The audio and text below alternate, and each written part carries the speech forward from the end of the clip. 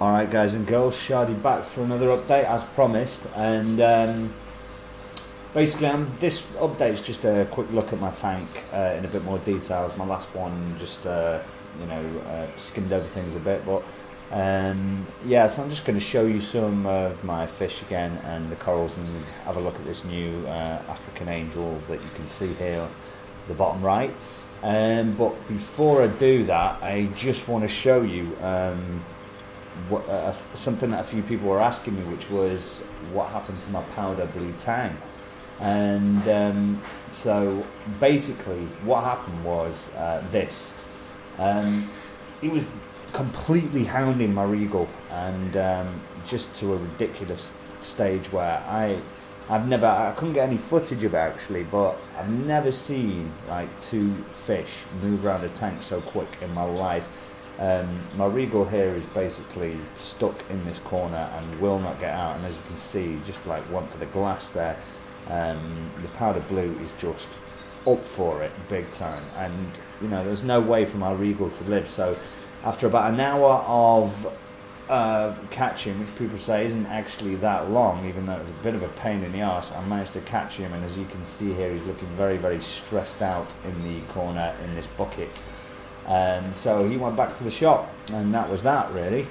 I've just bought an anemone yesterday, probably like my third anemone that I've tried. I've tried a few. One lived for almost a year, and then the next two didn't. So this one's crawled under a rock, and I'm going to see if it does alright. But this is my African angel that we named Mambo, and he is, I just think he's a really good looking fish. He's you know, I love the dark. I haven't got many dark fish, and with the stripes and that in the tank, he just looks, well, he's the king of the tank for me. At the moment he's just eating brine shrimp, and I'm trying to tease him onto the flake because everybody else eats flake and it's just so much easier. So yeah, once I get him eating flake, that will be a lot easier. I won't have to prepare this brine shrimp. And here is the rest of the crew. This is everybody else who's doing really, really well.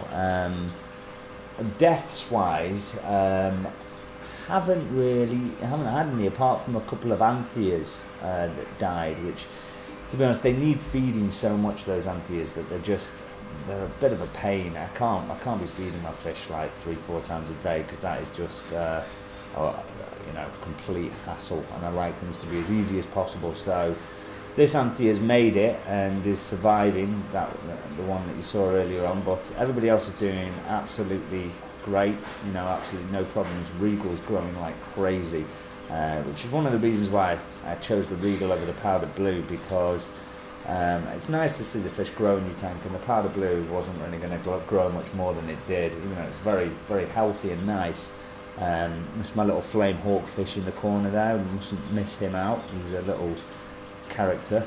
And yes, I'm just going to show you a few of the corals now really.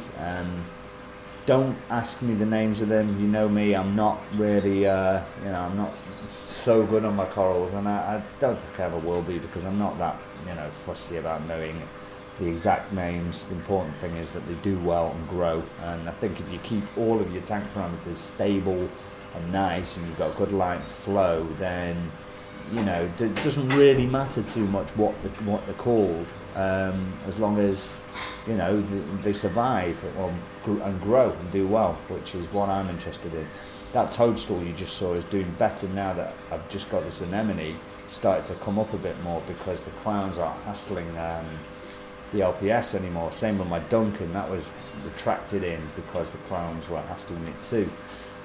So my hope is that the anemone comes out, so I can see it. That would be nice, and then leaves the clowns leave the LPS alone, and they can flourish a bit more. The LPS that I do have. This one here is growing like crazy. It's a nice tabling acro, and it's doing really, really well. As this Monty, I've got it perched over this rock now, and that, I don't know if you remember when I bought this, it was a tiny, tiny piece, like, you know.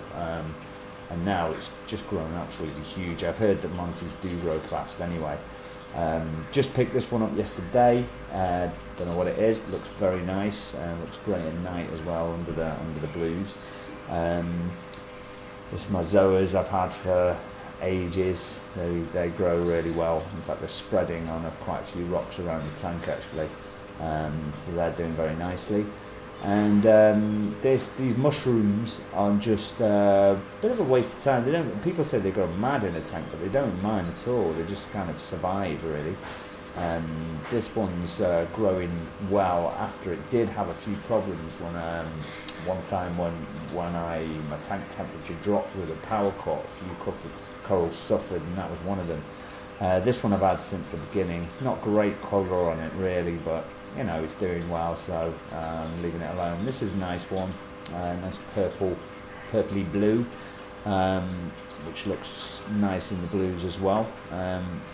And yeah, so basically you're just going to see some of my corals here in the background as I chat. But the next series of videos that I'm going to do, I'm going to start on the actual, you know, the series of reviewing everything after a year. This Duncan started off with 3 heads, now got about 15 heads on it, so that's good. But yeah, like I said, I'm going to do this series of short videos on each aspect of running a reef tank, and that's going to be coming up. Hopefully I'll release the first one in the next couple of weeks. So I'm quite looking forward to that. Even for myself, it's good. These videos are good. One, for me to go back and look at how my tank's progressed over time, see how corals have grown by taking a quick video of it. I love this coral, by the way. It's really lovely, and it's grown, shot out loads of heads, so that's really nice.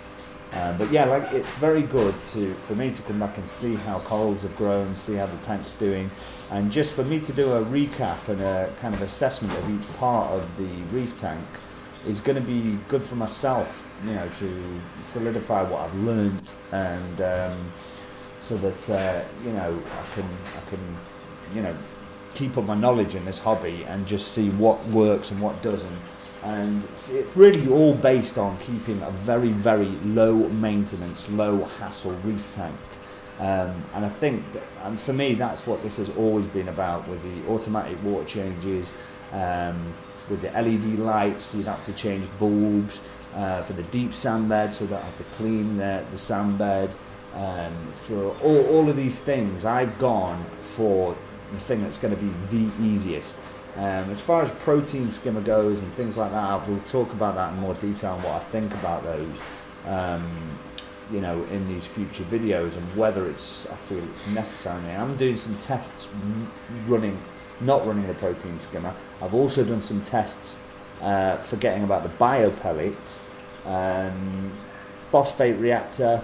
You know, I do believe that is important. You know, I've got the 0 algae in the tank, and I think that's a massive reason why, based on what I've seen and the results. But they'll all be coming soon, so thanks for watching everyone. Shadi signing out.